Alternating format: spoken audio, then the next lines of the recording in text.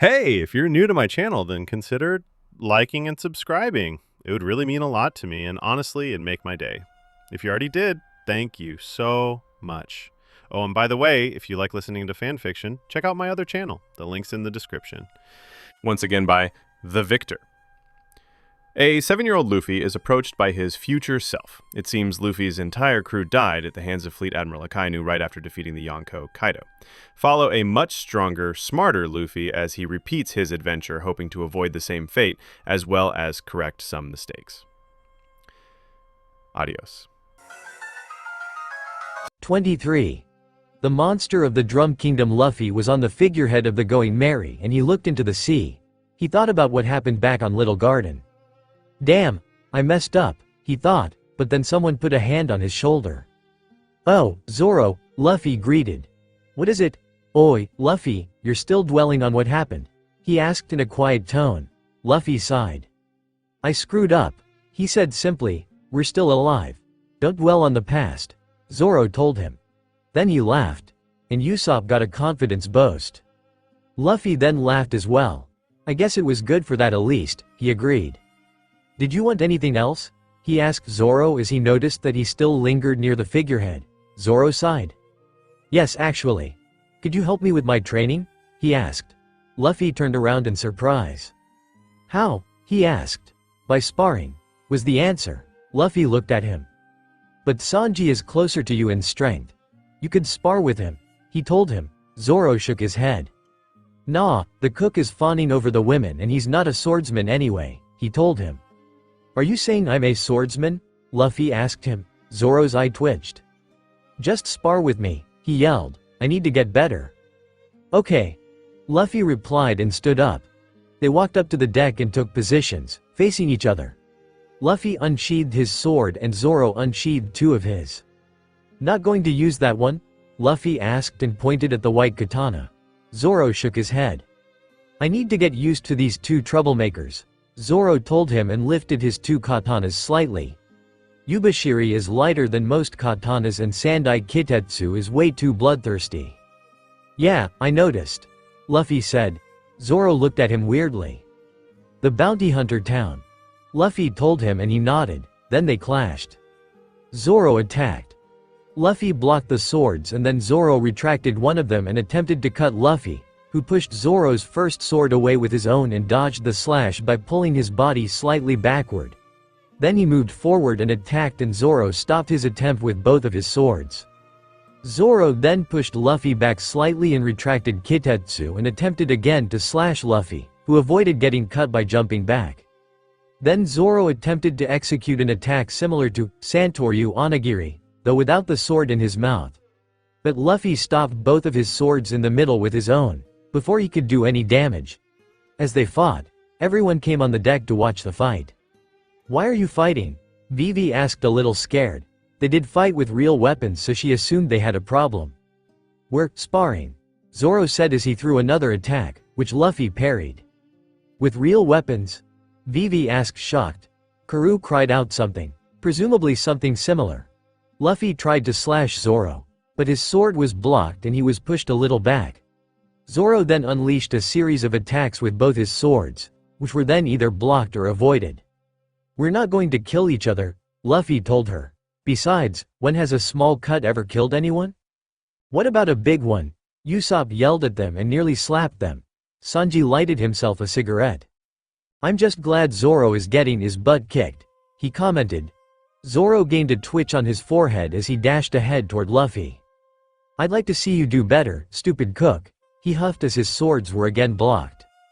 Zoro's right, Luffy said as he proceeded to attack his sparring partner multiple times, which he blocked without too much trouble. Also, cuts work better against rubber than kicks. Zoro smirked and continued to attack in contentment, while Sanji gritted his teeth angrily. He attacked Luffy again, but this time when Luffy blocked one of his blades, he didn't dodge the second, but to everyone's surprise blocked the blade with his blackened arm. What?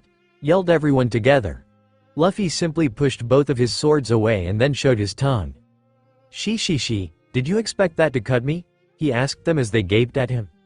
Luffy, you can block swords with your hands? Zoro asked in a disbelieving tone. Luffy nodded. Armament hockey sure is useful, he stated and grinned. Zoro sighed. Luffy, why do you even carry a sword, then? He asked him. You're much better with your fists, and if you can block swords you don't really need it. Luffy gained a thoughtful expression as he scratched his head. Don't know, he said. Cutting ships is kinda funny. Also, Shanks said that a pirate is cooler with a sword. Everyone deadpanned. Except Vivi and Karoo. Wait, cutting ships? Vivi asked. Yeah. Nami spoke in an uncharacteristically soft tone. This idiot can cut ships in half. This got the attention of everyone. Chopper, here we come, thought Luffy as he finally sheathed his sword and made his way to her. Nami-san, are you okay? Sanji asked. I'm just feeling a bit tired. She tried to lie, but even if they couldn't see through the lie, they noticed her red face. Luffy touched her forehead and after a moment pulled his hand away. You're burning up, he told her, then he looked her in the eyes. Could you pull your shirt up for a moment, Nami? He asked her. Why? She yelled, but her tone lacked its usual harshness. Just do it, he told her again. Sanji was about to yell at Luffy, but Vivi stopped him. Nami finally complied. On her stomach was a very nasty-looking purple mark. Luffy poked it slightly and she flinched in pain. He stood up. Did you get it in the jungle? He asked her. Flashback. Ouch, Nami shouted. What's wrong? Zoro asked her. Nothing, just a bug bite. She nodded. We need to find Drum Island right now. It's supposed to be on the route to Arabasta. Luffy told them in a commanding tone. Why, what's wrong with Nami-san? Vivi asked in a shocked tone. Shanks told me about this. Luffy lied. We need to get to Drum as fast as we can. Why? Asked Usopp. Luffy sighed. If we don't find her help, Luffy begun. Everyone gulped. She'll die. A few hours later, after a bit of arguing after Luffy's revelation, where Nami tried to convince everyone that getting to Arabasta was more important, but Vivi wouldn't take it, even after learning about everything bad that's happened in her homeland, they sailed towards Drum. During the way, they were ambushed by Wapol and his soldiers. Luffy and most of his crew stood on the deck of the ship. They were surrounded by hostile soldiers, who were aiming their rifles at them. Wapol came down from the ship, eating a piece of meat and a knife. He was fat and had dark purple hair and a metallic jaw. He wore plate armor and a large hooded overcoat, made from an animal fur. He asked them if they had an eternal pose to Drum, which they denied, after which he told them he was going to take any treasure or supplies they have on board. He then proceeded to eat a part of the ship, and was sent flying. A few more hours later, the Going Merry entered Drum territory, but was ambushed by the villagers, who were exceptionally hostile to them. Even when they did nothing, they fired at them, nearly hitting Sanji twice and Vivi once, the latter of which was blocked by Luffy. Vivi, having learned that sometimes it was better to show piety and bow their head, than to proceed with violence, bowed her head and begged them to let them on the island. Luffy followed her example and soon after everyone else followed his. After letting them on the island, Dalton, their unofficial leader, took them to his house, where they talked. First he told them about the doctor and her usual visits. Then Dalton mentioned the recent raid by a group of pirates, the reason for the people's hostile behavior. Blackbeard, Luffy muttered and clenched his fist, unknowingly turning it black.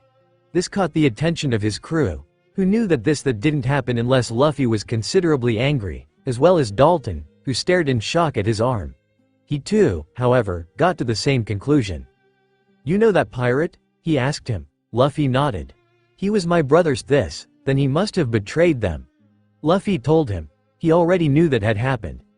Thatch was dead and Ace and maybe Sabo too were coming to get him. Your brothers? Dalton asked.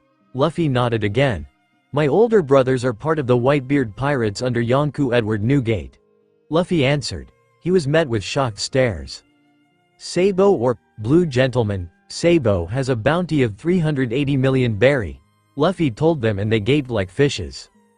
380 million berry? Usopp yelled. Luffy smirked. My other brother has an even higher bounty, he continued, their jaws dropped. Even higher? Vivi stuttered. Luffy nodded. His name is Ace or Fire Fist, Ace. He has a bounty of 550 million berry. He finished and looked at their astonished faces. I wonder how they would react if I also told them who my father, grandpa and the one who gave me the hat are. Luffy thought and suppressed a chuckle. Though Zoro already knows about Gramps, but he isn't here. Blue Gentleman and Fire Fist, Sanji said in a soft voice. Total bounty of 930 million berry, Usopp continued. Combined with yours, that's a billion berry, Vivi finished. What? All three yelled together. Dalton looked as pale as a wall. Luffy waved his hand in dismissal as he continued. Anyway, Blackbeard was one of them. He's not as strong as me or his former captain, but he's a formidable pirate, he told them. Then he turned to Dalton.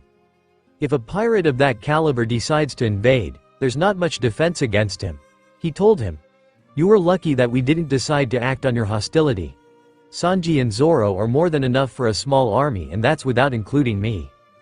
Dalton nodded, shaken a bit by his words.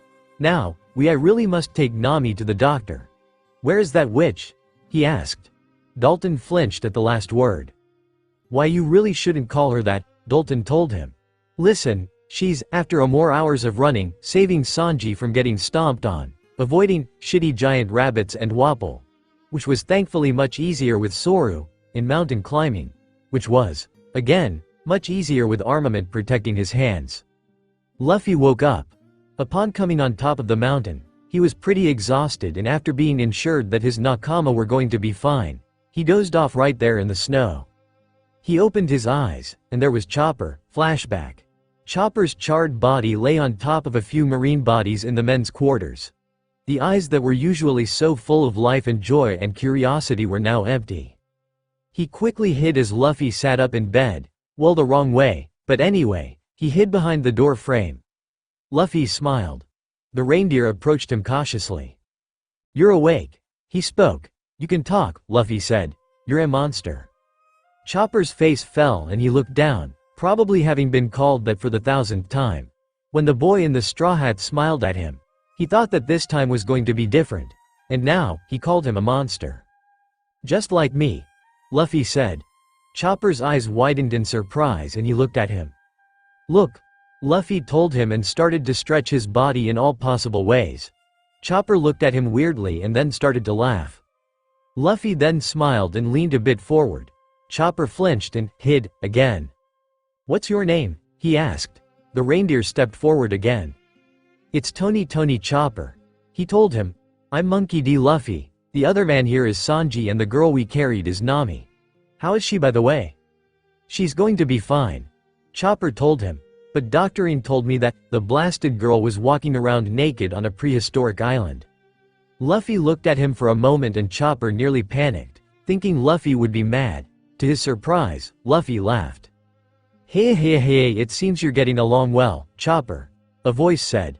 Luffy looked in the direction of the voice and noticed the body of a young woman, but then as he looked up he noticed the head of an old woman with sunglasses. He blinked a few times, so, my memory wasn't wrong. So you're Doctorine? He asked. She nodded. Hey, I am. Dr. Kureha answered.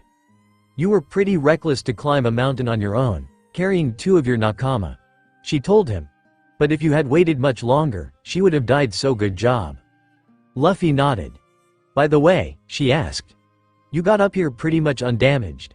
By all logic, your fingers should be completely messed up and you should have been half frozen, but you were only exhausted. Why is that?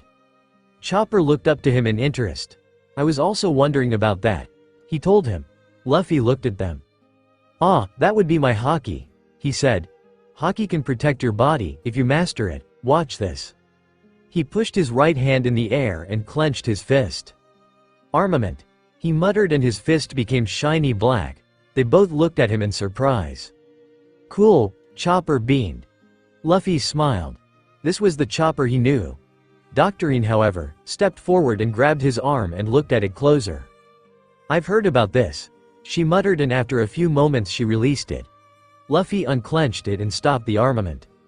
We also came here because we need a doctor on our pirate ship, he said. He looked at Doctorine. She smiled and nodded after motioning her eyes at Chopper. Pirates, Chopper yelled. Pirates are S. To Chopper's surprise, Luffy nodded. Yes, most are. But some of us sailed to be free and have adventures, he told him. Adventures, Chopper repeated. Luffy nodded. But then Chopper's eyes suddenly widened in horror. What is it? Doctorine asked. It's Wapol, he told her. I smell Wapol, he's here. After a few minutes, at the entrance, Dr. Kureha. What have you done with my castle? Why is there a pirate flag there? Wapol asked as Luffy, Chopper and Doctorine stepped from the building. Sanji woke up, but Luffy told him to protect Nami, although he really meant him not to kill himself by fighting outside. It isn't your castle anymore, Wapol. Just leave. Dr. Kureha told him. He scowled in anger. I'm going to destroy that damn flag, Wapol announced. Somehow, using the abilities of his Baku no Mi, he spawned a cannon from his body and fired. Luffy activated his Soru and jumped towards the flag. As the cannonball neared him, Luffy muttered his usual word. The cannonball crashed into his chest. Wapol laughed as the smoke cleared, but as it did his laugh abruptly stopped. Kureha and Chopper then noticed that Luffy wasn't near them. Where did he go? They thought to themselves. Mugiwara, Wapol yelled in anger. Why did you protect that flag? The doctor duo looked up and noticed a completely undamaged flag as well as a completely undamaged Luffy in front of it. When did he get there? Chopper thought. Wapol then fired again, gaining the same result. You can't destroy this flag, Big Mouth, Luffy announced. Big Mouth? Chopper thought with wide eyes. I don't know what this flag stands for, but I know what every pirate stands for. It's a symbol of conviction. Luffy told him. Then he activated his Soru again, and to the surprise and horror of everyone present, he seemed to reappear right in front of Wapol and he pushed him into the snow. Said man muttered curses under his breath as he tried to free himself. Of course, his two ministers tried to help him, but Chopper intercepted them and Luffy watched in joy as the reindeer showed almost all of his transformed forms again, except Monster Point, and used them to beat the crap out of them. You're so cool, Luffy yelled with stars in his eyes.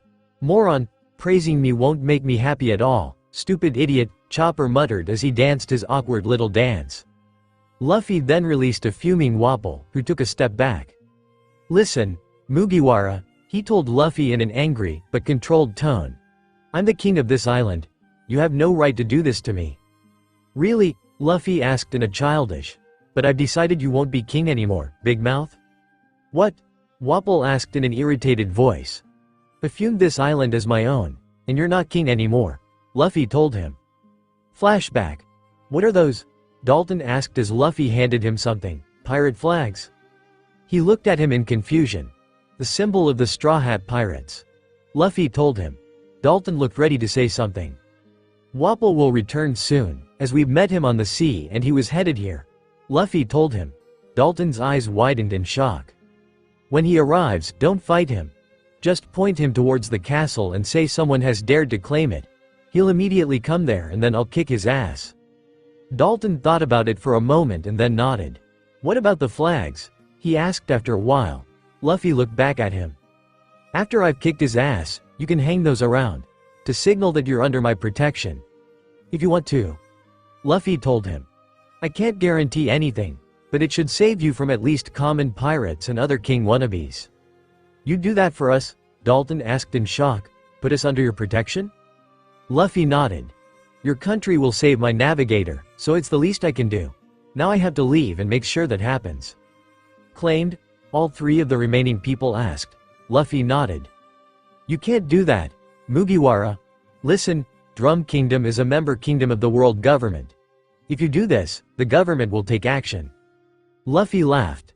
I'm wanted for 70.000.000 berry, Big Mouth.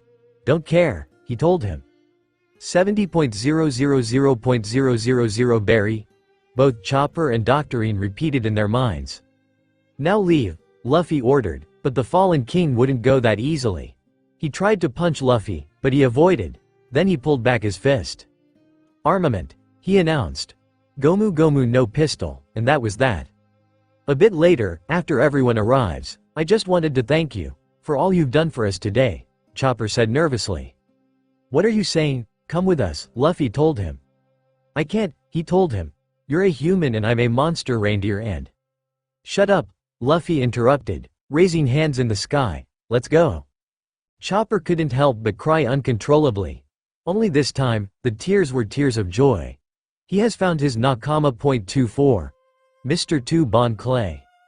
Something crashed. Why you jerk? Someone yelled from the men's quarters.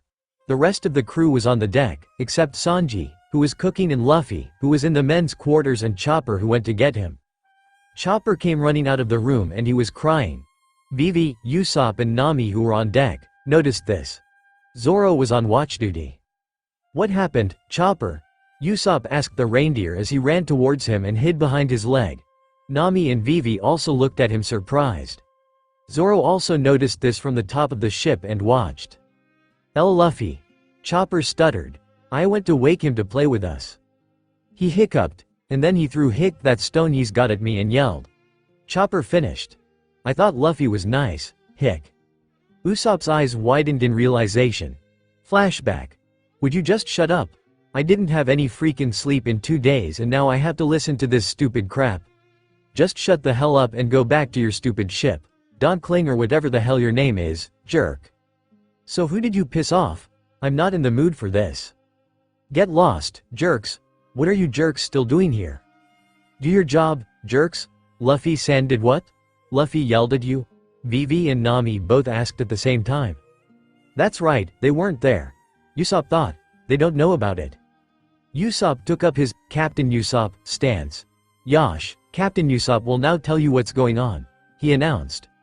Nami face palmed at his stance, but Vivi and Chopper looked at him expectantly. He then sat on the ground. Luffy probably had nightmares again and couldn't sleep, so he's in a really bad mood today, Usopp told them.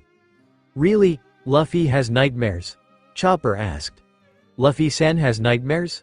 Vivi asked in a bewildered expression. But he is so strong. What could he have nightmares about? Truly, it boggles the mind. How such a powerful man could be kept awake at night by bad dreams. Everyone nodded at her words. I'm not sure. He usually mutters in his sleep about meat, Usopp answered, and Nam face palmed. But often he trashes around, muttering names. What names? Nami asked. Ace, Sabo, Usopp began. But also our names. Also Robin and someone called Eva-chan sometimes. And a few others. Chopper nodded and wiped his tears. I heard him say Jimbei a few times, he told them. Who are Eva-chan, Robin and Jimbei? Nami asked in confusion. Nobody knew. Zoro on top, who listened to them, also furrowed his brows, trying to remember something, but got nothing. Then everyone heard the sound of someone walking in sandals. Luffy climbed up from the men's quarters and stomped towards the kitchen, completely ignoring his crew. True to Usopp's words, Luffy looked like he didn't sleep at all last night. He had black bags under his eyes and an annoyed expression on his face. He walked up to the kitchen door. Sanji, food, he demanded, but not in his usual cheerful tone. Sanji opened his mouth to yell at him, but then he noticed his expression. Shit, not again, he thought, and flinched. Hi, Luffy, he answered in a nervous tone. He gave him a plate of snacks from the refrigerator. Eat that. But you'll have to wait until I'm finished cooking for more. Luffy nodded and walked away while eating the snacks. Everyone on the deck, except Chopper and Usopp, had shocked expressions on their faces. Hey, why is everyone so shocked? Chopper asked. Usopp looked at him. Did Sanji-kun just give Luffy a snack before lunch? Nami asked in disbelief. I know, right? Vivi confirmed. He usually kicks him into the mast or yells at him. Zoro sweated. Damn, Cook is almost like he's afraid of Luffy. Everyone turned to Usopp, as he knew the most about this. What's going on, Usopp-san? Vivi finally asked. Yosh, Captain Usopp will now, he started. Will you just answer the damn question, Usopp? Nami interrupted with a twitch. Usopp sighed. Fine. He answered. When Luffy was in such a bad mood last, he yelled a lot the whole day, even at us. And he blew up at basically anything we said or did that irritated him. Honestly, he's scary without sleep. This happened before? Nami asked, confused. Usopp nodded. At Baratie, the day Don Krieg came. Usopp told her. Basically, just try not to piss him off. It'll be scary if you do. Everyone gulped. A few minutes later, everyone gathered in the dining room. Luffy, surprisingly, wasn't there first, however he still arrived before the ladies. Sanji, however, because of Luffy's obvious foul mood, made an exception this time and let everyone in immediately. The meal was a bit awkward, because everyone kept looking at Luffy and they weren't talking much to make sure not to upset him somehow. They even made sure not to prevent him from stealing their food. He didn't seem to care for the awkwardness and just kept eating. Then, in the middle of the meal, "Guys, I want to talk to you about something," Luffy announced. Everyone raised their heads and looked at him. "I have a feeling that we'll be meeting one or both of my brothers soon," Luffy continued. Everyone looked at him in surprise. "I think everyone here knows who they are, right?" Everyone nodded. Usopp, Vivi and Sanji told Zoro, Chopper and Nami while traveling. For some reason Zoro still hadn't told anyone who Luffy's grandpa was, but Luffy was fine with that. "I have something to ask you," Luffy continued. "Ace and Sabo don't know that I'm stronger than them and I'd like to keep it a secret for now." "But why?" Usopp asked. Luffy sighed. "I can't tell you that yet, but please promise me. Even if they say I'm weak, even if they brag about their strength, don't correct them," he told them. Everyone looked at him oddly, but then they nodded. "I don't get it, but we'll do as you say, Captain," Zoro answered for everyone. Luffy nodded. "Good. One more thing. Don't mention hockey at all, and if they join us in our travel, you'll stop your observation hockey training for that time," Luffy continued. "In fact, don't talk about hockey to anyone outside this crew." "What's the point of this, Luffy?" Nami asked. The weakling trio was actually relieved that they wouldn't have to train hockey if one of the brothers came aboard, but it was still strange. Luffy sighed again. "I can't tell you that. All I can say is that someday, you'll understand." Knowing they wouldn't get anything else out of Luffy regarding that topic, everyone continued eating. A few hours later, since the crew had very little food left, they were very near Arabasta now, but still, the food was a problem. They were forced to resort to fishing to fill their refrigerator a little bit. Chopper, Usopp and Karoo, somehow, were the ones doing it. However, it didn't work too well, primarily because of all of them being idiots. So later Usopp and Luffy used Karoo as a bait to try to catch something big. Hopefully a sea king. That was what Usopp said. Then the ship passed through some kind of strange mist, one of the many odd phenomenons of the Grand Line. Unknown to another ship also passed the mist, but from the opposite side. As they left the mist, they noticed a man clinging to Karoo's neck. They all looked at each other and blinked a few times. "Bon-chan," thought Luffy. "I missed you." Clinging to the duck was a strange man with short, black hair and a lot of makeup on his face. He had blue medieval-looking clothes, pink ballet shoes as well as a pink coat with 2 swan decorations in the shape of number 2 on his shoulders. "Oh my," Mr. 2 shouted. "Why am I clinging to this spot-built duck, when I've only met him?" With that he released the duck, but since he didn't expect there to be sea underneath, he was in for quite a surprise. "Help me, please. I'm a hammer," he yelled as he sank. The straw hats of course saved him. He sat down on the deck on the ship, his clothes completely soaked, and thanked them. "Oh, I thought it was all over. No, really, Swan, my life was saved by pirates that I do not know. I won't forget your kindness." He bowed to them. Then his eyes wandered to Vivi. "Well, aren't you a cute one? You're just my type," he told her and blew her a kiss. Vivi shook her head. What a strange guy. How can such an outfit possibly fit a guy? Luffy thought to himself as he looked at Bon-chan, and yet it does. "Hey, you can't swim, right? Do you have a devil fruit?" Luffy asked him aloud. He nodded. "You're so right. I suppose I can show you, since you saved me." Bentham sang out and stood up, moving his body in a very feminine fashion. "There's no rush, so I might as well put on a show. Prepare to witness my ability," he yelled out, but then he struck Luffy with the palm of his hand, sending him into the nearby railing. Everyone nearly panicked, thinking he was attacking. Zoro took out his swords. Mr. 2 however shook his hands in front of his face in denial of the accusation. Wait, yo," he yelled, and everyone could hear that his voice was changed. As Bentham moved his hands away, everyone stared in shock. He looked exactly like Luffy.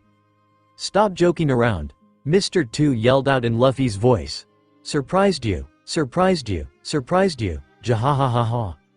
When I touch myself with my left hand, he said and did that. See, back to normal. That's the ability I gained with the main no mi. Luffy then stood up and the hat shadowed his face. Everyone of the crew cringed, knowing what kind of mood Luffy was since morning. Cool. Luffy finally beamed and everyone released a breath that they didn't know they were holding. Bentham, who was oblivious to the exchange, proceeded to touch everyone's face while they were back at gaping at his ability.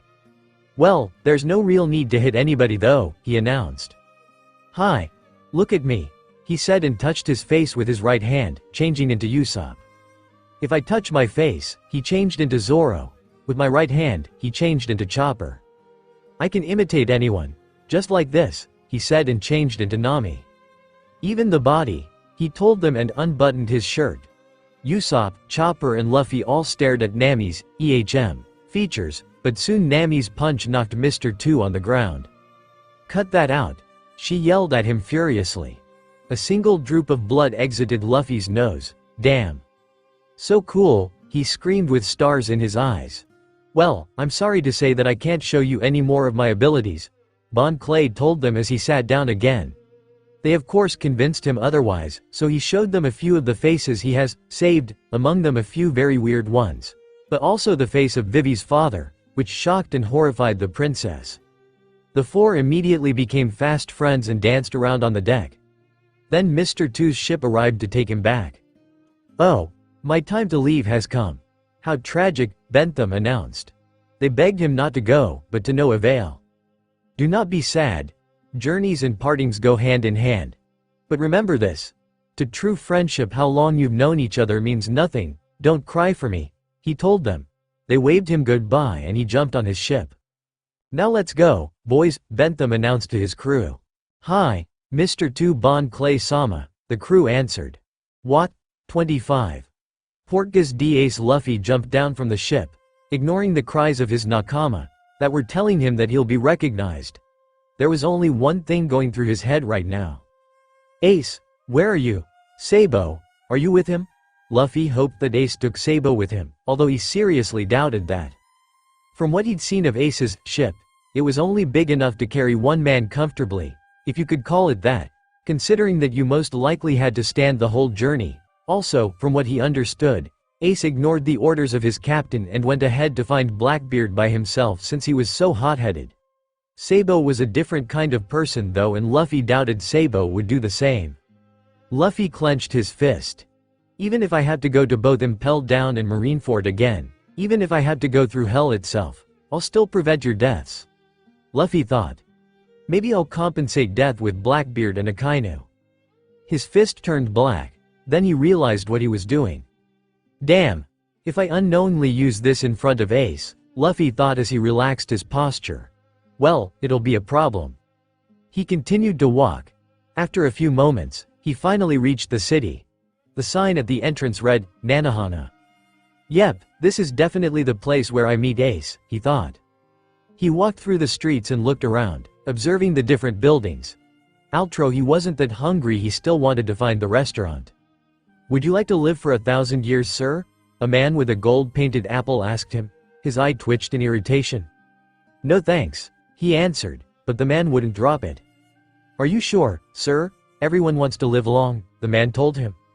Get lost, he shouted, and the man fell on his butt, intimidated. Luffy was quite proud of his intimidating aura when he was angry. It prevented annoying people from, well, annoying him. He walked past the man and ignored the stares that were following him. At that moment, another annoyance decided to appear. A man with brown hair and beard, dressed in a blue shirt, black pants and a black cloak approached him directly. Luffy could see him unsheathing the two swords he wore on each side of his belt. The man also had several pistols on his person. So this passes for a bounty hunter these days? Luffy thought. And such an uncool outfit.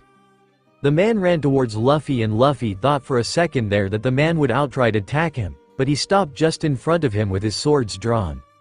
So you're the new rookie, EH. The man with 70.000.000 berry on his head. Monkey D. Luffy. The man spoke. Luffy stopped walking. I see the government must have made a mistake. There's no way such a tiny guy could have such a high bounty. Luffy's eye again twitched in irritation. This is the Grand Line. Why do such idiots walk around here? Just by looking at my scar one could see that I'm not just some tiny guy. Yes, I'm Luffy. What do you want? He finally answered. He noticed that a few people gathered around. So that really is Mugiwara. A few of them commented. He could hear them whispering among themselves about him. Is it true he's from East Blue? Record Bounty? He heard a few of the men around them cheering on the other guy. Mushi, Mushi, Mushi, they yelled. Crush him, Mushi, another said. What do I want? The man repeated. Your head, of course. My name is Mushi Kirin and I'm the famous bounty hunter of Arabasta. Luffy's sweat dropped. So, his name is Bughen's Egg? Never heard of you. Luffy told him and the man deflated somewhat. However, your first name fits as weakling such as yourself. And then he walked past him. This of course infuriated the man. Why you little? He yelled and ran after him. He attempted to slash Luffy, but Luffy easily dodged every one of his pathetic attempts as he walked, searching for the restaurant. Fight me, damn it, the man yelled. Luffy stopped in his tracks and turned around. I have no need to fight Bugs, he told him, armament. His right hand turned shiny black. He dodged as the man attempted to stab him with his right sword and cut him with his left, and then he simply slapped the man with a hockey-enhanced palm. The man ended up bloodied in the wall of the nearest building. I slapped them away. Luffy told the jaw-dropping crowd, turned and walked away. I kinda understand why Mihawk was so mean to Zoro now. It's just too tempting. Luffy thought and snickered. Then he noticed a nearby sword shop. Should I? He thought to himself. Then he decided for it and walked inside the shop. There was an old-looking shopkeeper, with a short white beard, but no hair. He was dressed in a simple blue robe, which still showed his rather muscular body. He had plenty of swords for sale, some of which looked to be of rather exquisite design. My name is Urush. May I help you, my lad? He asked. Luffy stepped to the counter and nodded. Yes, old man. Luffy told him and put his sword on the counter. My friend gave me this sword and I want to know how much it's worth. I'm not looking to sell it, I'm just interested. The man took his sword in his hands and first looked at the design of the hilt and the sheath. Then he unsheathed the sword and looked at the blade. After this he put it back in the sheath. This is Ashita no Kaneshimi, tomorrow's sorrow, of the skillful grade of named swords or the Meito. Urush told him. However, it's also referred to as the sword of the non-swordsman. Luffy quirked an eyebrow. This is because the one who made this sword was a bit of an odd fellow, you see. Or so they say. The man continued. Some think it's a curse. Why? Luffy asked. What is the problem with it? The man sighed. It's not a sword meant for a swordsman, or how should I put it? When a true swordsman wields it, it's said that it will annoy and possibly endanger the wielder. Strikes will miss, the sword will slip when in a deadlock with the opponent and such. The man told him. However, should a non-swordsman, a man of lesser discipline use it, it's said to protect him, and they say that whatever cuts he may inflict on himself while training will never threaten his life. The man studied him for a while and then gave him his sword back. Did you have any trouble with it? He asked. Luffy shook his head. Then again, I'm not what I'd call a real swordsman, he told the man. He smiled. It's better that way then. This blade would only harm a swordsman. So, how much is it worth? Luffy asked him. The man gained a thoughtful expression. On craftsmanship alone, I'd say about 10.000.000 berry. However, no swordsman would pay a single berry for it if they knew about its, shall we say, curse. Urush explained. But in the underground they say that people who are searching for it would be willing to pay much more than it's worth, maybe even 4 times more. Luffy nodded. Then he reached into his pocket and pulled out a few berry notes and put them on the counter. Lad, I didn't give you anything. You don't have to pay, the man told him, somewhat shocked. Luffy smiled. For your time. Luffy told him and walked out of the shop, leaving a very shocked and grateful shop owner behind. So that's why Shanks gave me this sword. Luffy thought and pushed the sheathed sword back into its place. Then he heard a very familiar voice. Even in this place, your vigilance against pirates is still as high as ever, Smoker-san, a voice told. Che. Another voice said, these are wannabe pirates, not real ones, Toshigi. Luffy tried to walk away, but it was too late as the owner of the second voice spotted him. Mugiwara! Smoker shouted. He walked towards Luffy, who stopped in his tracks.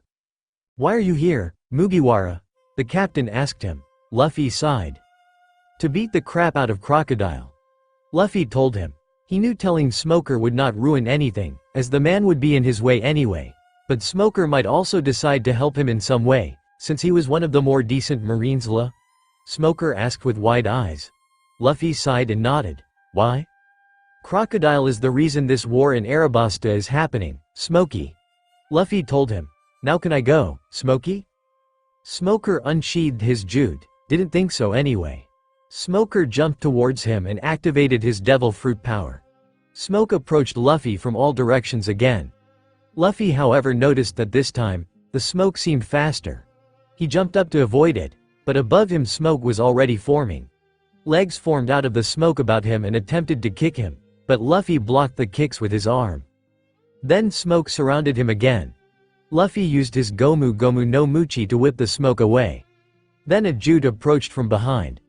Luffy unsheathed his sword and parried it and then landed on the ground. Smoke was already all around him again, but this time Luffy jumped forward, using his haki to punch the smoke away in front of him. However, smoke followed him again and surrounded him. Luffy tried to find where Smoker's actual body was, but it was hard until he made an actual move. Smoker then tried to attack with his jute from behind, while at the same time forming legs in the front, to kick him. Luffy activated his armament and resisted the kick, while blocking the jute with his sword. You've improved, Smokey. But it's still not enough. Luffy told Smoker and punched the smoke underneath the jute, sending the man flying into a building, unconscious. Then Tashigi yelled and tried to attack him. He sidestepped the swing and punched the hilt of her sword, sending it from her hands. Your captain will be fine. I don't kill good men, he told her and walked away, and then she ran to her commander. Luffy then used Soru to get away from the scene fast. When he stopped, it was right in front of the restaurant. What luck? Luffy thought. But then he was confused, as there were a lot of people in front of it, many more than usual. What's going on? He walked to the crowd and asked a nearby man. Well, a man seems to have died while eating. The man answered. He probably ate a desert berry. Luffy thanked the man and pushed himself past the crowd. Finally he arrived in the front. He smiled. On the chair in front of him with his back turned sat none other than Portgas d'Ace, with his Whitebeard pirate's tattoo and his face in his food. He walked up to the man, ignoring the irritating protests of the onlookers. They said that approaching a man who died because of a desert berry was dangerous, and to the shock of everyone punched him on the head. Why are you punching a dead guy? Someone yelled in outrage. Luffy gained a twitch above his eyebrow. Then to everyone's horror the dead guy lifted his head and turned around. He woke up. Everyone yelled at once. Luffy gained another twitch. Ace glared at him for a moment, but then his expression eased somewhat as he realized who he was. Lu? Ace asked. Ace, stop falling asleep in your food, Luffy told him in an irritated voice. He fell asleep. Everyone yelled again. That was the last straw. Get lost, annoying jerks, Luffy yelled. They fell on their butts and scrambled out of the restaurant. Ace blinked a few times. Is that really Luffy? He asked himself. Then said man walked up to the counter and sat down. He poked the man in charge a few times. Food. Give me food now. Do your job. He yelled at him. The man bowed and complied. Ace sweat dropped. Lu, is that really you? Ace asked. Luffy's eye twitched. Of course I am. Who do I look like? He asked him. Luffy's evil twin? Ace said in a deadpanned expression. Luffy sighed. Well, that happens when I don't get any sleep, he told Ace. Then they ate. Afterwards they headed to the ship, but were stopped by Baroque Works agents in an alley. Well, aren't we lucky? An agent commented. We get both Fire Fist Ace and Straw Hat Luffy in the same day. Would you just get lost, stupid weaklings? Luffy shouted at them. This of course angered them and they attacked them furiously. Luffy, you really need to work on anger management, Ace told him as he avoided a slash. Luffy wasn't in the mood to screw around however. Luffy unsheathed his sword. NK no Akainami, circular red wave. Luffy yelled and slashed around himself, completing a circle. I'm not sure how well I explained this. He used no haki, so the attack passed through Ace's logia body, but it cut up everyone else, as well as cutting most of the closest buildings. Ace's jaw was on the ground while buildings fell apart around them. Luffy just nonchalantly sheathed his sword and continued walking. You cut me too? Ace yelled angrily.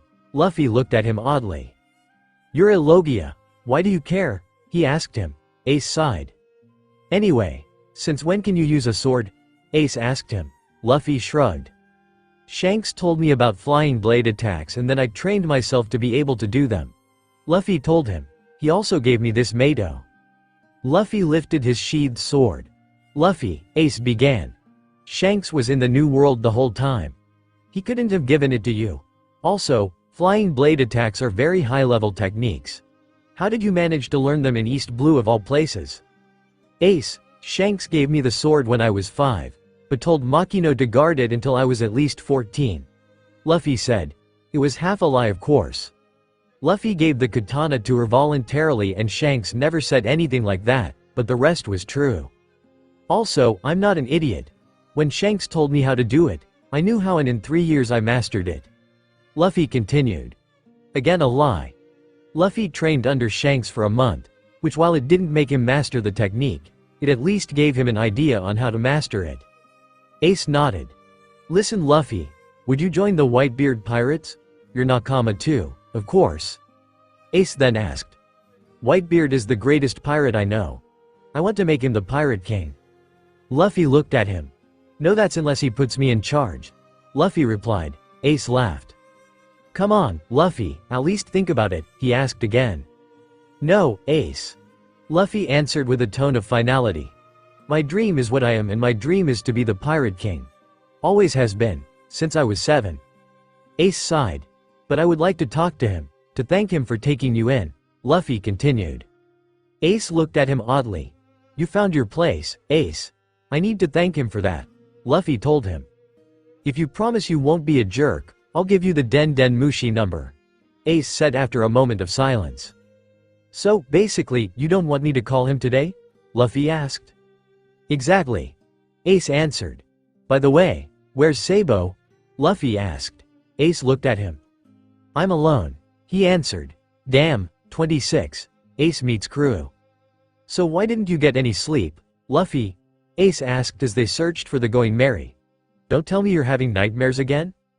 Luffy nodded. It got better when I was with you for a while. I got them less and less often. But after you left, they started again, he told him. Ace sighed. It's weird to see you all pissed off at everything again. Ace said. You're so different when you can't sleep because of them. You're really like an evil twin of Luffy. Well, I met a lot of annoying people today too. Luffy replied with a shrug. I can't exactly stay calm while both feeling like crap and having to listen to stupid crap all day. I guess you're right, his brother replied. But still, I haven't heard you yell at someone like that in like forever. It's been very long. Flashback. Luffy, Ace and Sabo walked around the Grey Terminal, trying to find something fun to do, when a few thugs surrounded them. Hee, you're those troublemakers, aren't you? One of them said. Blue Gem told me to take care of you. Ace and Sabo prepared to fight, but Luffy just stood there, his eyes darkened.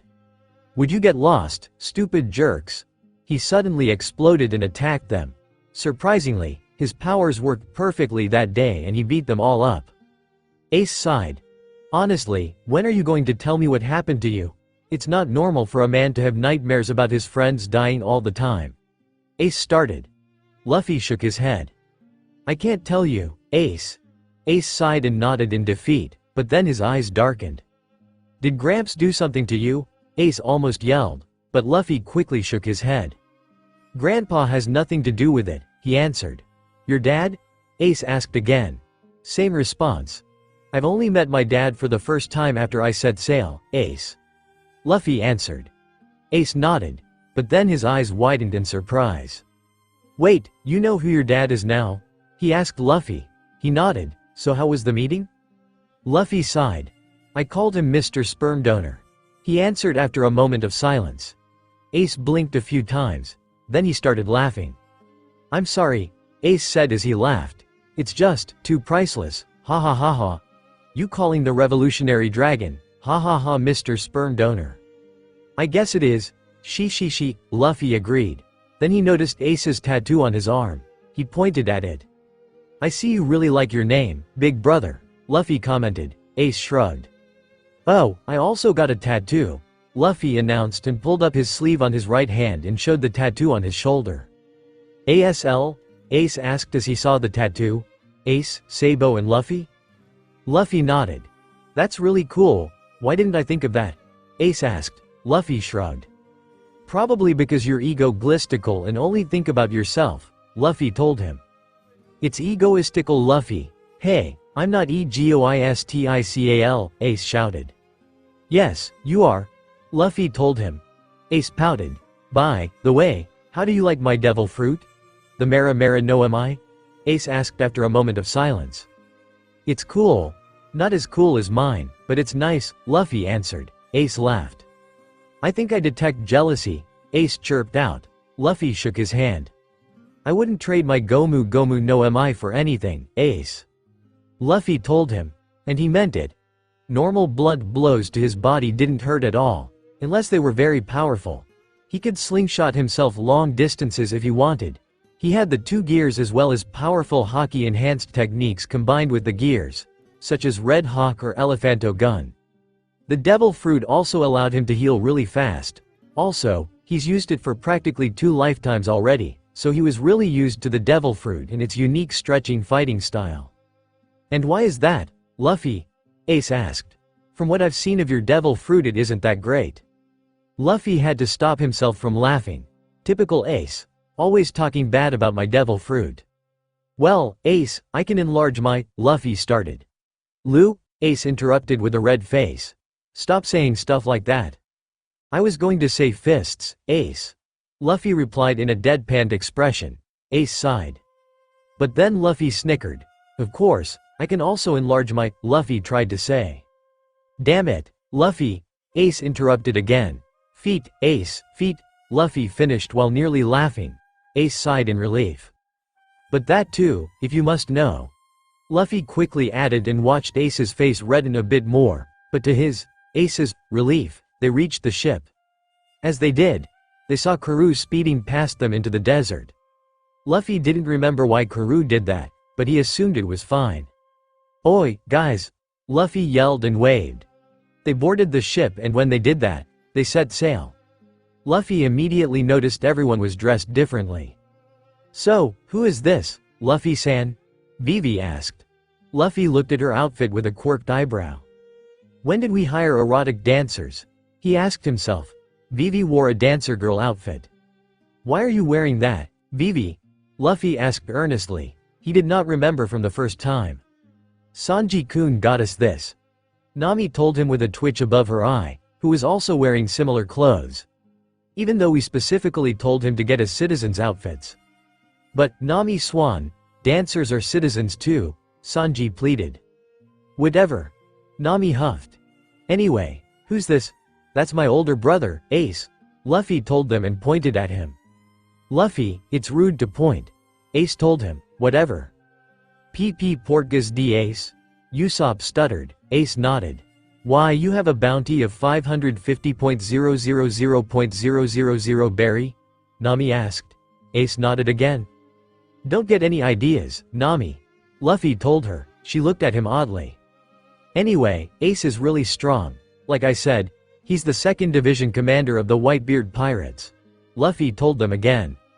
Luffy, would you? Ace began. No, Ace. Luffy interrupted. I won't join you. Ace sighed. Hey, guys. I'd like to thank you for taking care of my brother. I know he can be a handful sometimes, he told the crew. They bowed their heads. Yes, he has, they told him in unison, except Vivi. That's rude, jerks. Luffy yelled and they cringed and moved away from him a bit. Ace chuckled. Anyway, I'm on the hunt for a man named Blackbeard. He's done what no crew member should and killed one of our Nakama, so I'm going to finish him off. Ace told them. So what are you here for?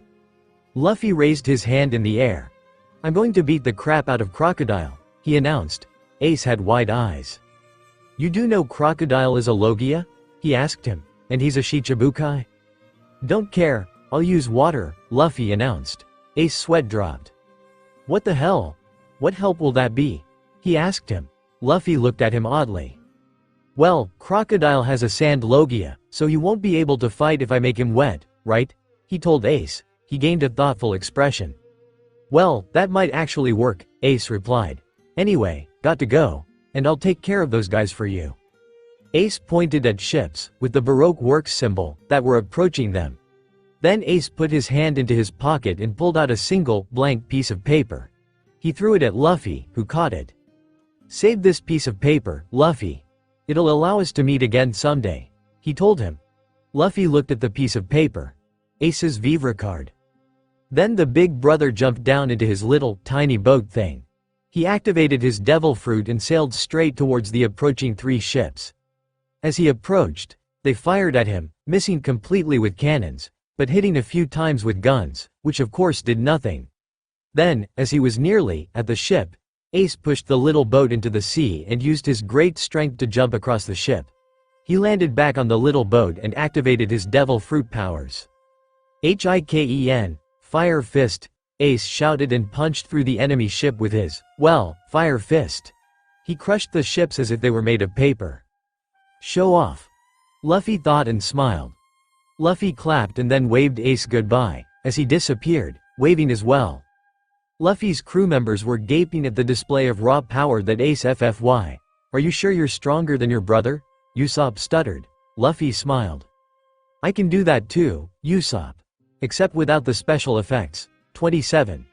Royal Shichibukai, Sir Crocodile. Aha ha ha ha. You're all going to be dying together.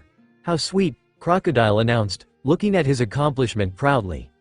After crossing both the dried-out Aramalu, the once green city as well as Yuba, which was ravaged by sandstorm, the crew came to Rainbase, where Crocodile owned a casino. And now, there they were, trapped in a nice, seastone cage. Smokey, this is all your fault. Luffy yelled angrily and proceeded to punch Captain Smoker into the iron wall of their little cage. Said Marine then picked himself up. How is it my fault? Mugiwara. Nobody told you to run from me. Smoker replied in an irritated voice. Luffy sighed. You're annoying. You keep chasing me, even though I didn't do anything to you. Luffy told him. I didn't want to fight you again, didn't feel like it. Crocodile continued laughing. Smoker simply sat up on the little bench in the cell. Luffy joined him. Hey, Crocodile, when you stop laughing, could you give me some of that food there? He asked him. Nami's eyes twitched. I'm kinda hungry. It's not like he'd give it to you, Luffy, Usopp told him. He's right, Crocodile announced. This food is for the quest of honor. And who would that be? Nami asked. Nefertari Vivi, Princess of Arabasta. I've sent my partner to fetch her already. Crocodile told her. The crew's eyes widened upon hearing this. Luffy's lip twitched. But Vivi won't eat. You're pretty dumb, Crocodile, he told him. Crocodile's eyes twitched in annoyance. A few of the Straw Hats snickered. I don't want to hear that from you, Mugiwara, he answered in an irritated voice. I'm not the one who got caught. Also, I hear you got your butt kicked by old man Whitebeard once, Luffy told him in a childish tone. Crocodile's eyes darkened. Do you want me to kill you right now, Mugiwara? Crocodile nearly yelled and a few of Luffy's jail members cringed. Luffy snickered. So it's true then, Crocy? Luffy asked him. Crocodile gritted his teeth. But there's no need to be so angry. Giant Asen is pretty tough. Giant Asen? Everyone, including Crocodile, thought. He stared angrily at the cage. Ah, that reminds me, Ace gave me Whitebeard's number, I'm going to say hi to him once we're done here, Luffy told everyone. WHAAAT? Would you like me to say hi to Shirahige Asen in your name, Crocodile? Luffy asked. Crocodile completely lost his composure and stared dumbly at Luffy. How could a pest like you possibly have Whitebeard's number? He asked him. Luffy gained a thoughtful expression. Well, Luffy began with furrowed brows. Giant Asen calls his crew his sons, right? So that makes my brother his son and I guess that makes me his son too, right? Makes sense, I guess. Usopp replied. Why are you even, Nami began in an irritated tone. Oh my god. Luffy interrupted with his sudden realization. I have like 2,000 brothers. Crocodile sighed and turned away in irritation. He's going to be dead soon anyway. Mugiwara, Smoker called. Luffy turned to him. You have the Den Den Mushi number of Edward Newgate? We're supposed to believe that? He asked. Luffy shrugged. Don't care what you believe, Smokey. He told him, and Smoker gritted his teeth in annoyance. Call me Smoker. He yelled at him. No, never, I'd rather die. Luffy yelled back. Everyone just stared at him dumbly. Che. Whatever. Smoker sighed and leaned back. And now I'm bored. Luffy announced. Crocodile sighed too. Does he have like a degree in annoying people? He thought. I know, Luffy announced. I'll do impressions. Everyone groaned in annoyance, except Usopp, who was kinda excited, and Zoro, who was sleeping, somehow. First, I'll do a Whitebeard impression, Luffy announced. Usopp's eyes lit up in awe, and the rest actually looked at him, somewhat surprised. Luffy stood up now and took his sword out and lifted it high in the air with one hand. With his other hand he put one finger above his mouth, representing Whitebeard's mustache. Gurarara. You think a little brat like you could beat me, eh, Crocodile Man? Luffy impersonated. Smoker's eyes widened.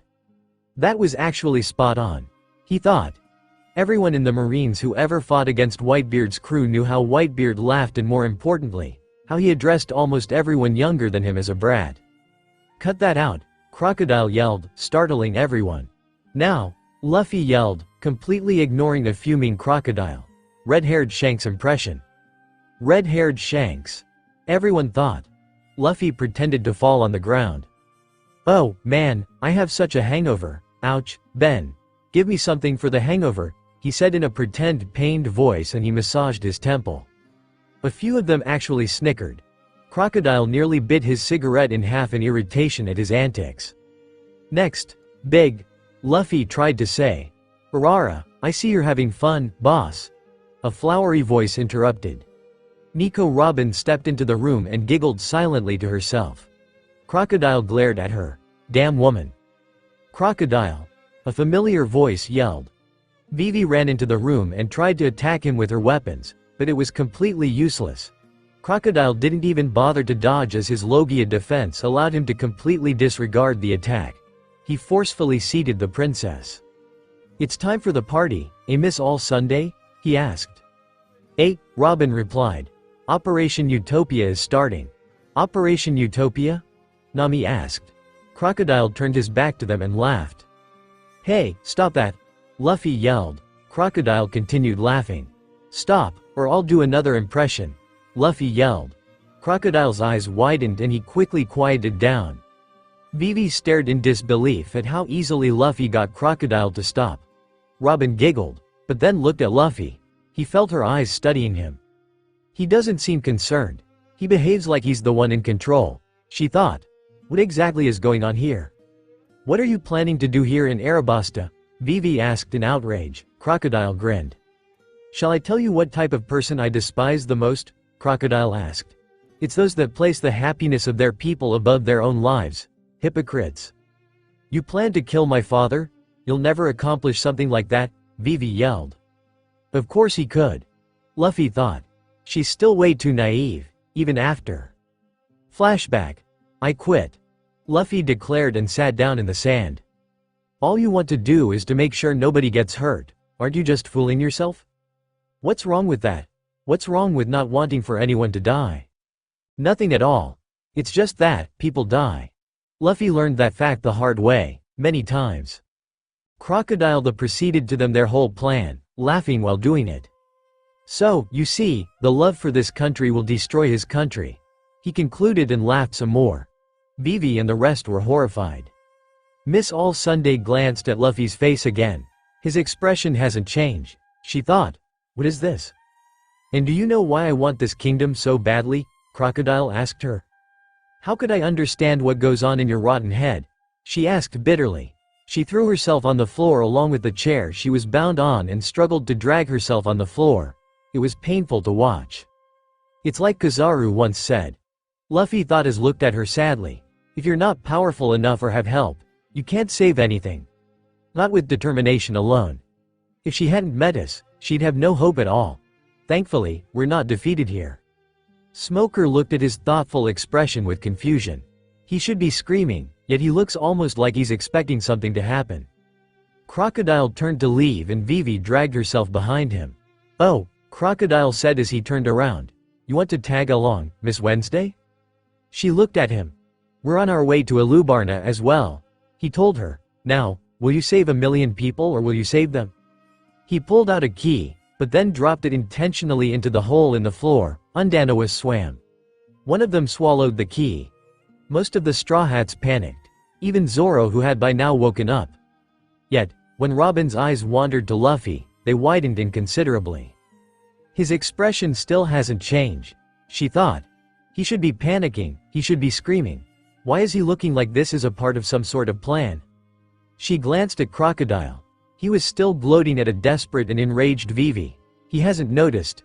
She was always better at reading people than anyone, given her hard past, but Crocodile should have noticed too. And yet, he laughed away. Then he told them how he was responsible for the condition of the oasis of Yuba. She looked at Luffy again. He had his fist clenched and looked angry, but otherwise nothing had changed. Then they turned to leave. "Crocodile, your plan will fail," Luffy told them simply in a matter-of-fact voice. "You won't get this country and you won't get the stupid weapon." They turned around. They both stared at him with wide eyes. How does he know about the ancient weapon? "As for you," he spoke and looked straight at Robin, who flinched slightly at his gaze. "Don't be a bad girl." "What is this?" she thought as she regained her composure. How can he be so confident? He speaks like we are the ones in the cage. Then the Den Den Mushi rang. This helped her avoid any questions Crocodile may have had about his statement. "Who is this?" she asked. "Is this getting through?" a voice asked. "Yes, we can hear you," she told him. "Just spit it out," Crocodile yelled impatiently. "Oh, now, I know I've heard this voice before," the voice said. "Ahem. Welcome to the shitty restaurant." Crocodile's eyes darkened. "Shitty restaurant, you say?" he asked. "Hey, it sounds like you remembered," the voice replied. "I'm quite frankly flattered." Crocodile seemed to remember something as he was quiet for a few seconds. "Bastard, who are you?" he finally asked. "Me? I'm Mr. Prince," the voice announced. "I see, Mr. Prince. Where are you?" he asked it. "Now I can't tell you that. If I did, you'd come to kill me. But it remains to be seen if you can kill me. I'm not foolish enough to slip information out so carelessly as you, Mr. Zero." Crocodile was almost shaking in quiet rage. Then a gunshot and a scream were heard. A man told them that he had caught Mr. Prince. Crocodile asked where he was and after getting the information, they turned to leave, believing everything was well. After Luffy was sure that they were far enough away, he turned towards Vivi. "Go get Sanji, Vivi," he told her simply.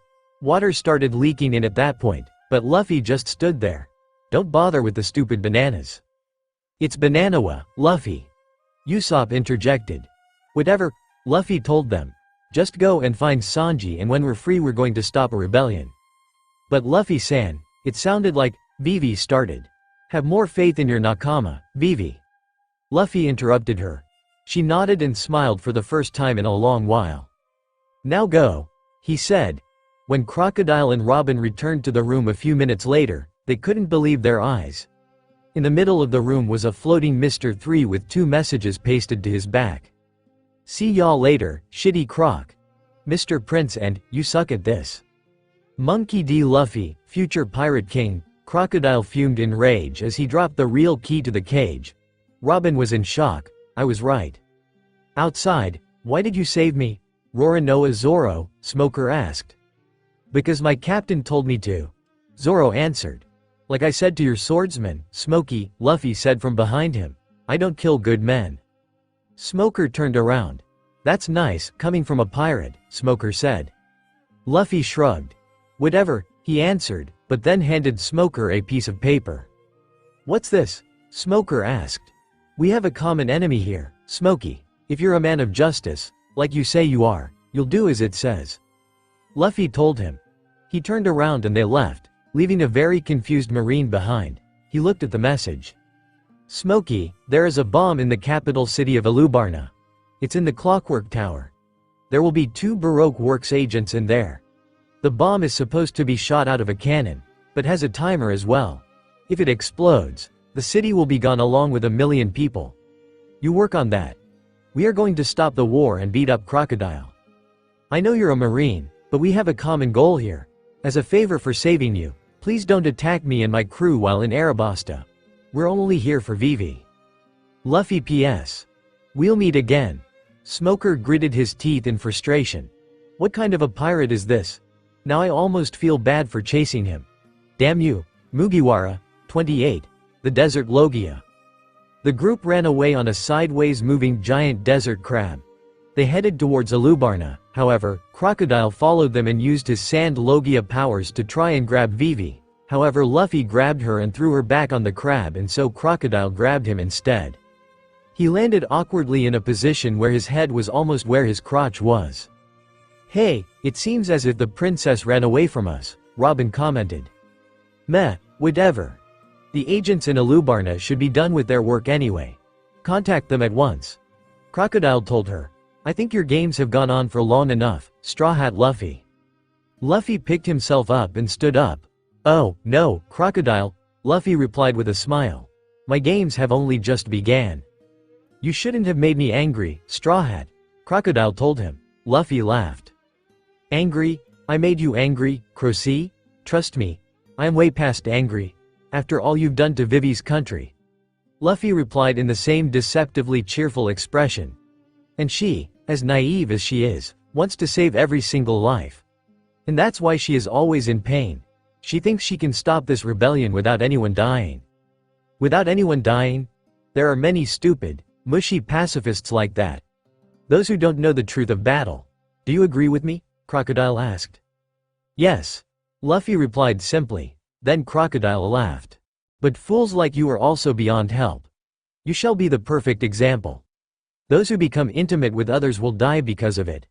I've left hundreds like that behind me. Then, I guess that makes you pretty stupid. Luffy replied. Crocodile finally snapped and bit his cigar in half. Robin giggled. Maybe I should kill you too, Nico Robin. Crocodile told her. She giggled again. If that's how you feel, then do it. She suggested without fear, since she knew he couldn't afford to do that. She started walking away. And whatever happened to your promise to not call me by that name? It's a nice name. Luffy interjected, even if it does carry a bounty.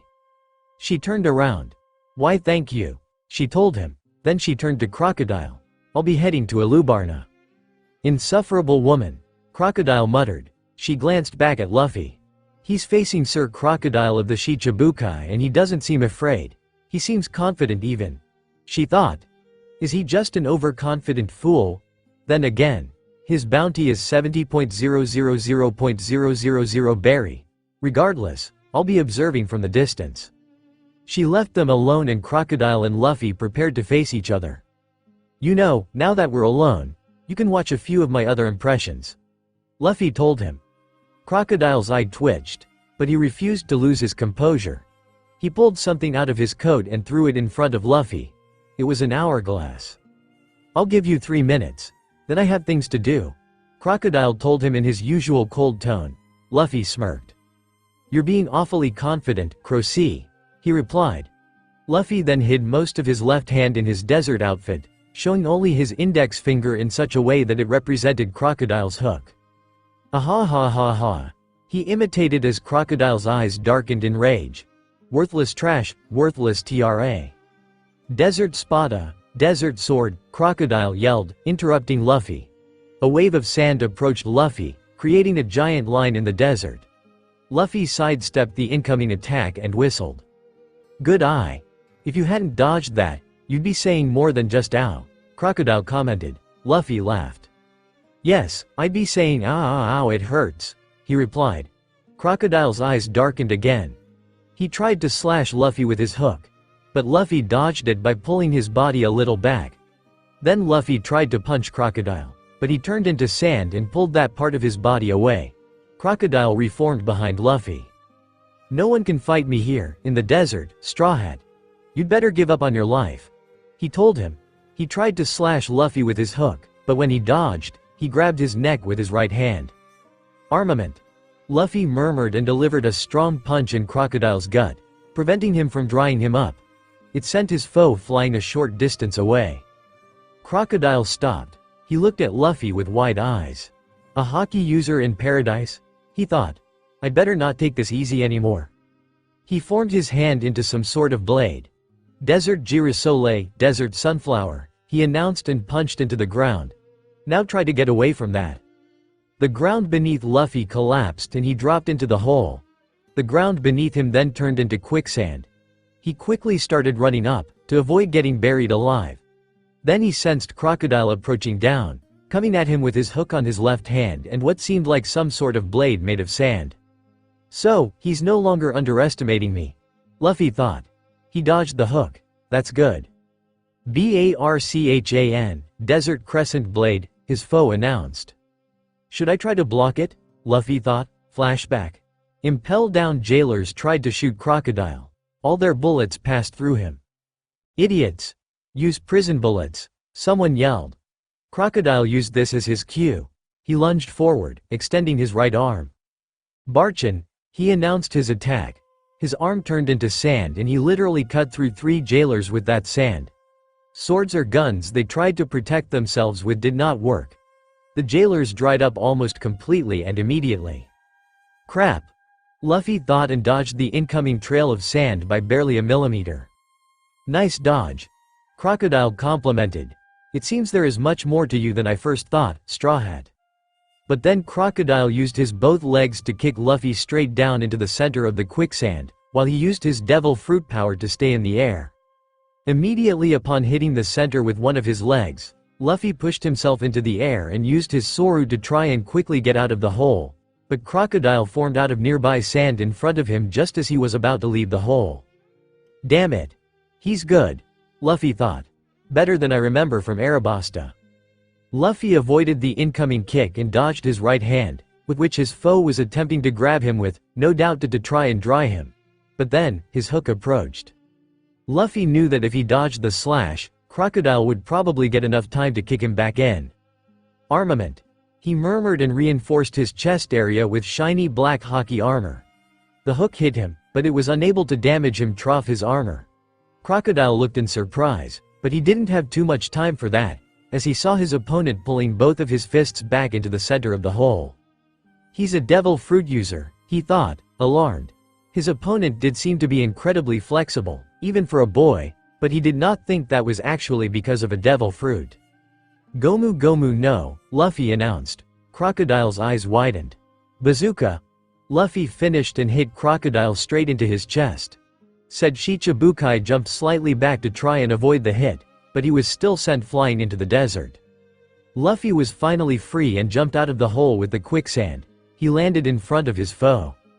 Crocodile coughed up a bit of blood and looked angrily at his young enemy. He's much more powerful than I thought. Well, it seems I shouldn't have underestimated you, Straw Hat Luffy, Crocodile announced. Luffy smirked. You're right. He told him. But it seems I made the same mistake, Royal Shichibukai, Sir Crocodile. And he meant it. Even using Soru, Crocodile was capable of keeping up with him. He may not have had the raw strength that Luffy had, but he definitely possessed a very powerful Logia devil fruit and has mastered it very well. His foe's eyes traveled to the hourglass on the ground. The 3 minutes have long passed already. He scowled in both anger and irritation. Well, shall we finish this? He asked after a few seconds of silence. He put his right hand on his hook and pulled down the golden part, revealing the poisonous hook underneath. In fights between pirates, anything dirty or unfair. The battle between 2 pirates is to the death, Crocodile continued. And as you could see, I'm not one of those fools who'd be content to simply possess a devil fruit. I've trained it and turned it into a weapon. His right hand formed a blade. Luffy nodded. So have I, he replied. Crocodile's eyes widened slightly. Luffy took the thumb of his right hand and bit into it. Gear 3rd. He announced and blew air into his thumb. Crocodile looked in shock as Luffy's right fist expanded in size. His opponent pulled his hand behind him and formed a fighting stance. This hand, Luffy announced. It's the hand of a giant. Crocodile looked at the hand in skepticism. That hand might be just for show, he thought. but I can't take the risk and get hit by it. Gomu Gomu no Giganto pistol. Luffy announced and threw his hand on his foe. The hand approached fast, so Crocodile wasted no time, turned into sand and flew away with his powers, which increased his speed. Luffy pulled back his fist and turned it normal. Barchan, Desert Crescent Blade, Crocodile shouted and Luffy jumped into the air, avoiding the malicious slash. Crocodile smirked and reformed above Luffy and tried to impale him with his hook. Luffy dodged the hook, but then Crocodile grabbed his hand and used his powers to dry it out. Luffy screamed and quickly punched his foe away with a hockey-infused punch. He activated his Soru and lunged at the water, that he had long since accidentally dropped on the ground. He quickly drank a bit and his arm returned to normal, but Crocodile wouldn't let him rest for long. He reformed behind him and tried to impale him, but he dodged it. However, the poisonous hook still gave Luffy a flesh wound. Ha ha ha ha. This battle is over now. The poison will start to spread all over your body now, Crocodile told him. True to his word, Luffy started feeling pain, but to his relief, it wasn't as bad as he thought it'd be. So, some of my poison resistance is still there. Luffy thought and grinned. It's not as good as it was after Magellan, but it seems it'll still manage to protect me a bit. Why are you smiling, Mugiwara? You're going to die now, Crocodile told him. Luffy laughed. It's not over until I drop dead, Crocy, he told him. His foe's eyes darkened. Stop calling me that, he yelled at Luffy. He simply laughed. Make me, Crocy, Luffy told him, smirking smugly upon saying the last word. Crocodile opened the palm of his hand. A very small sandstorm formed in it. Sable's sandstorm, he announced and threw the tiny sandstorm at Luffy. The sandstorm grew larger and larger, pulling sand from the surrounding desert. As the sandstorm pulled him, Luffy immediately jumped high in the sky and allowed the storm to carry him up until he emerged at the top, high above Crocodile. He extended his arms and grabbed a rock in the desert and pulled himself to it. Immediately upon landing, Crocodile appeared behind him, slicing through his cardigan and again slashing him. By moving his body a bit forward, Luffy avoided any major damage from the slash, but more poison spread through his body. Armament, he announced, pulled his right hand back, twisting it around as he did and turned towards Crocodile, who was behind him, by twisting his body in such a way that would be unnatural to anyone without a rubber fruit. Gomu Gomu no rifle. The attack hit Crocodile straight in the gut and sent him back, flying. He stopped himself after a few meters and put his hand in front of his mouth. He coughed up lots of blood. He looked at Luffy. Damn, this is bad, he thought. If this goes on like this, I won't be able to hold on long enough for him to collapse because of the poison. Why are you even fighting? He asked aloud. It's for someone else, isn't it? Why are you fighting for someone else? Why wouldn't I? Luffy asked with a smile. I don't know what happened to you to make you think caring about others is worthless, but my nakama mean everything to me. My dream has no meaning without them. Crocodile laughed then. Then you're about to lose your meaning, Mugiwara. They are probably already dead or will be soon, he told him. Luffy laughed. My nakama are strong enough to defeat your agents, Crocodile, he answered. His foe smirked. Ha ha ha ha. Even if they do, even if the war somehow stops, even if both me and my partner are defeated, everyone else will still die, Crocodile announced. Ha ha ha ha. And do you know why, Mugiwara? It's because If you're going to tell me about the bomb, don't waste your time. Luffy interrupted and grinned. Crocodile's eyes widened in horror and his mouth parted. What? He asked quietly. He looked as if his mind had just collapsed. I know about the bomb, Crocy. And I've already told Smoker and my crew about it. Luffy started. Crocodile stared at him in disbelief. Flashback. Luffy turned to Vivi while they on top of the crab. Vivi, he begun. She turned to him. What? She asked. When Crocodile and his partner were leaving, I heard them say something about a bomb, he told her. With my hockey, when they were in the corridor. He quickly added when she tried to say something.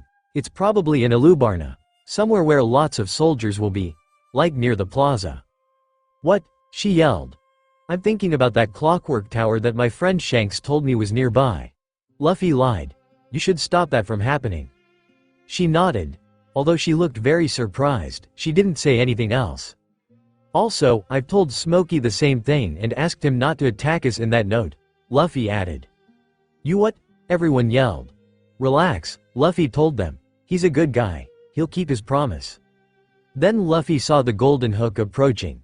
I even know where it is and about the timer, Luffy added. But how? Crocodile tried to say. You lost the moment Vivi met me, Crocodile. At the second we became friends, your plans crashed and burned completely, Luffy interrupted.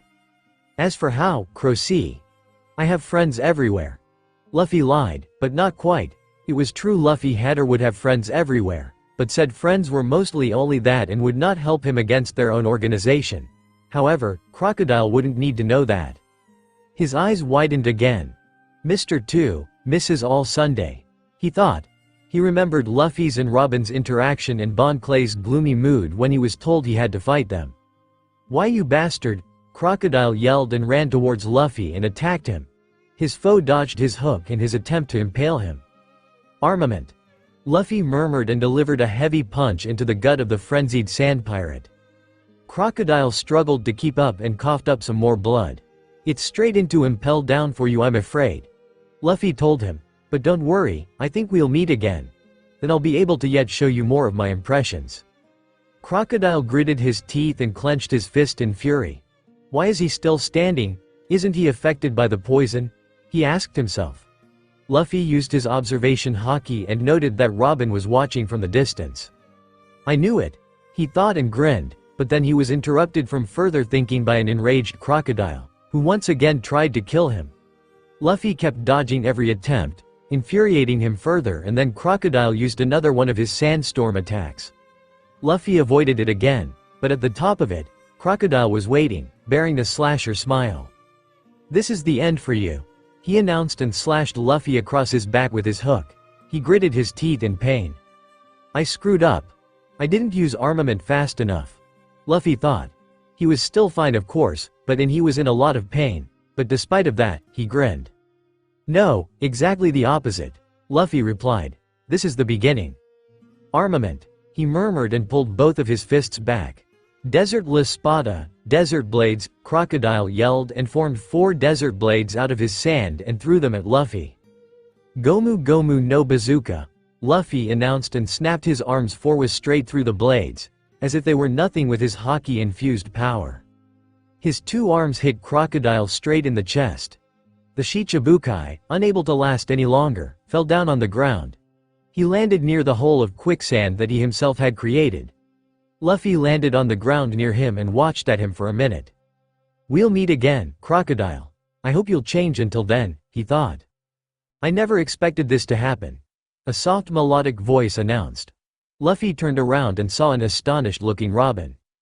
So you've returned, Nico Robin. Luffy told her. Now, what should I do with you? She crossed her arms, perceiving his words as a threat.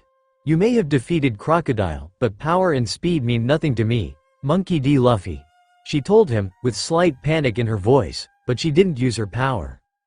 Don't be a bad girl now, Luffy told her, and you can't break rubber, you'd better not try. Luffy then felt another aura approaching. I found you, a male voice announced. A warrior with white paint on his face and white clothes with black symbols on them approached. It was Pell. But then he noticed Crocodile on the ground, unconscious, and looked at Luffy, who was observing Mr. All Sunday with her arms crossed. Said woman looked very nervous for the first time he had seen her. And you aren't strong enough to keep me down long enough to suffocate me, Luffy told her, ignoring Pell, who looked from one to the other. He was in control, the whole time, Robin thought. She dropped her hands from her stance. It would seem I'm at your mercy then, she said with a slightly shaken voice. Pell looked at her in surprise. He was astonished by how easily the boy had gotten her to admit her defeat and by using words alone. Yes, Luffy confirmed, but don't worry, as long as you stay a good girl and help me end this war, nothing bad will happen to you. What? Pell yelled. How can you say that? Don't you know what she did? Luffy looked at him. She did bad thing, yes, but all this was his doing, not hers. He told him and pointed at the fallen warlord. The warrior gritted his teeth, but then sighed in resignation. You had your own reasons to comply with Crocodile. Luffy asked Robin. What were they? Robin sighed. There was no point keeping anything from him any longer. Protection. And the chance to see the poneglyph of Arabasta. I'm searching for the Rio poneglyph, she told him. Luffy nodded. I can offer you both if you want. But first, we three need to go stop a war. Luffy announced and picked up Crocodile with one of his rubber hands. Let's go, 29. I've come to stop this war. Don't do it, someone yelled. Vivi and the rest of them looked up to see Pell approaching, carrying 3 figures and another hanging from the hand of one of them. They stopped what they were doing, which was trying to blow up the palace, and looked at the approaching people. After a few seconds, Pell landed. Thank you, Pell. A very well-known voice announced. The bird zone nodded but then collapsed in pain on the floor, just as they were about to dismount. Pell, Vivi yelled in shock. Don't worry about him, Miss Wednesday. He's just tired, a melodic voice announced. You, Vivi screamed. The guards took up their arms in alarm. Miss Allsunday. She helped us get your father, so don't be angry at her, Vivi, another voice said. Then the 3 figures stepped towards her. It was Nefertari Cobra, Nico Robin and Monkey D. Luffy, who was dragging someone with his elastic hand. He's right, Vivi. The king told her. She simply nodded, but then she took note of the man Luffy was dragging. Luffy-san, is that? Yes, that's Crocodile. Luffy interrupted and threw him towards her feet. She, along with several royal guards, gasped in awe and disbelief. He gave me a little trouble, but I kicked the crap out of him. Luffy sighed. Get some sea stone cuffs and put them on him, otherwise he'll be a threat again, once he wakes up. Luffy told a random guard. The man nodded and ran off somewhere.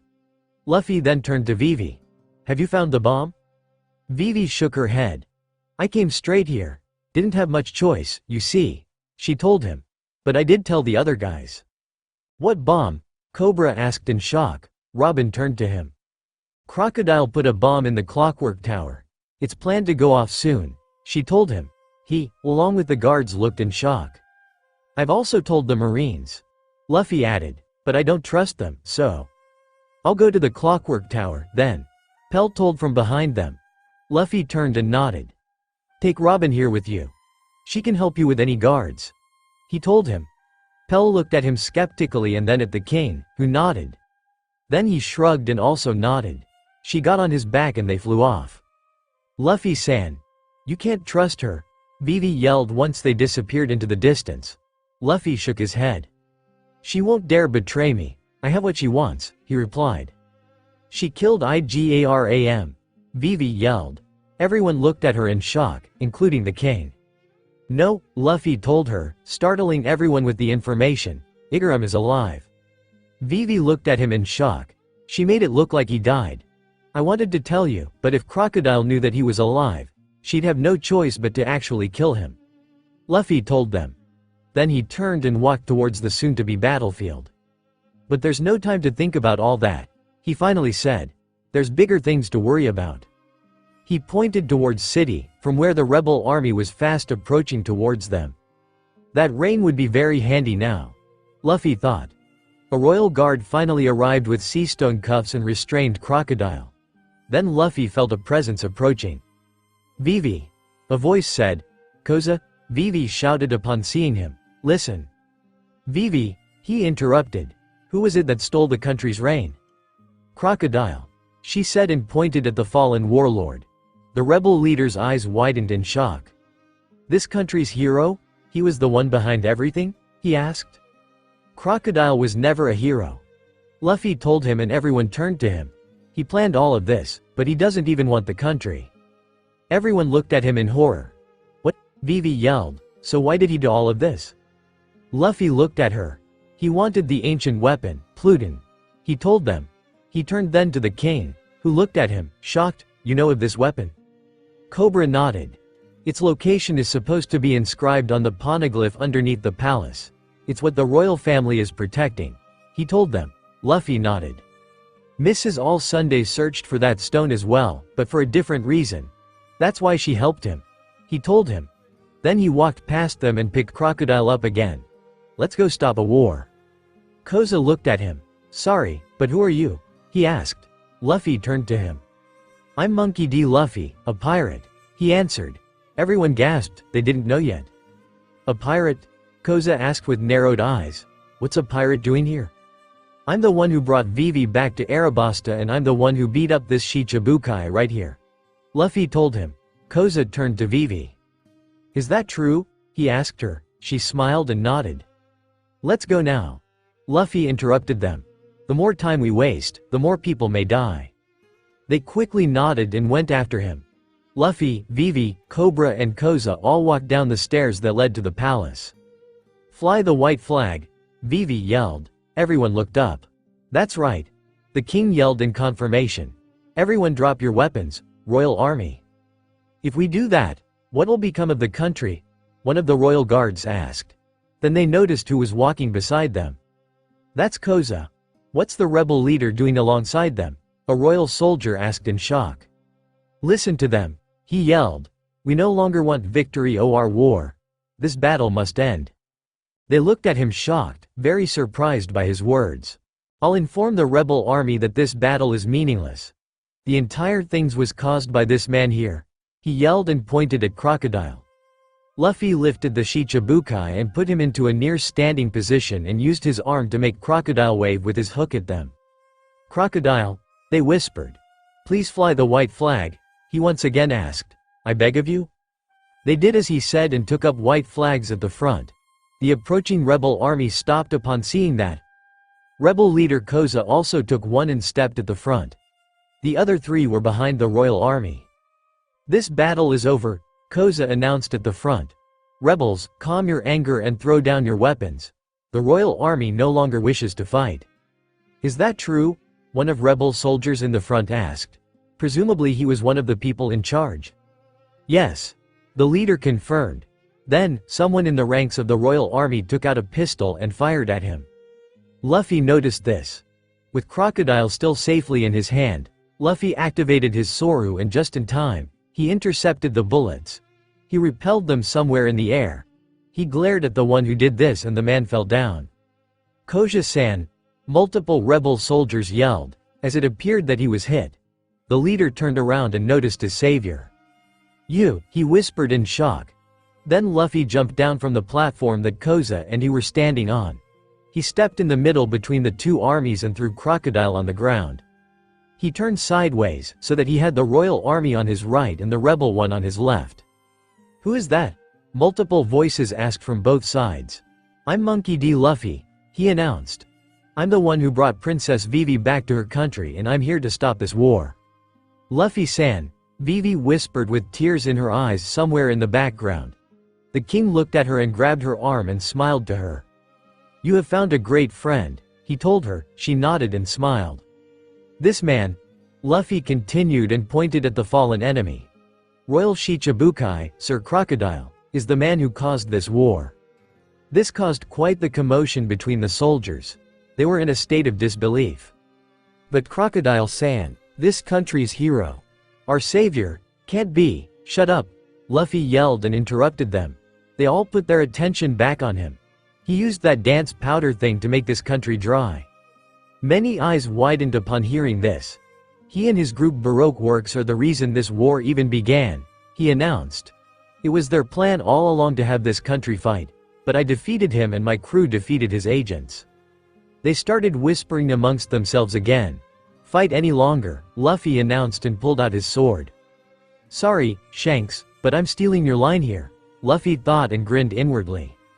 Then fight me, I'll take you all on, he finished. The soldiers gaped at him in disbelief, as well as Koza, Cobra and Vivi, despite already knowing that Luffy was very strong. They couldn't believe what their eyes saw and their ears heard.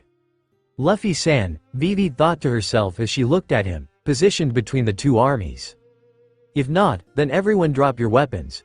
You have no reason to fight anymore, he added after a few minutes. The men looked at each other and after a few moments started dropping their weapons. Luffy could see that even the agents started dropping them, not daring to go against the man that they learned had beaten up the man, who they now knew was their boss. Then Luffy sensed another presence among the crowd, a distinctly different one. He saw Ensign Tashigi and 2 other Marines trying to make their way through the rebel army. The soldiers moved out of their way upon seeing the Navy insignia. After they made their way through the crowd, Tashigi looked at Luffy with uncertainty. Luffy nodded to her. "He's all yours," he told her. She nodded and looked at the unconscious Shichibukai. "A Baroque Works ship carrying dance powder has been captured," she announced, gaining everyone's attention. Leader of the secret organization, Baroque Works, Royal Shichibukai Pirate, Sir Crocodile. By order of the Marine Headquarters, acting with the authority of the world government, in accordance with the Naval Enemy Seizure Clause, you are henceforth stripped of all titles and privileges granted to you by the government. Luffy grinned. She turned his attention to him now. "Straw Hat Luffy," she began. "You're a pirate too, but you saved this country, so I thank you." She bowed her head. This earned gasps of surprise, both at learning that Luffy was a pirate and because of a Marine thanking a non-Shichibukai pirate. "Did you get rid of the bomb?" Luffy asked her. She lifted her head in surprise. She nodded. Then he was the one who bowed his head. "Then I have to say thanks too," he told her. She looked at him in total surprise, as did many of the onlookers. "Now listen up," he yelled out. "As of today, I'm putting Arabasta under the protection of the flag of the Straw Hat Pirates. If anyone dares to do anything like this in Vivi's country again, I'll beat them up like I beat up Crocodile. Luffy-san." After a while, the soldiers of Arabasta were in for another shock, as soon after rain started falling again. After a while, Igaram also arrived, carrying the child survivor from Nanohana, who confirmed everything Luffy and Koza said.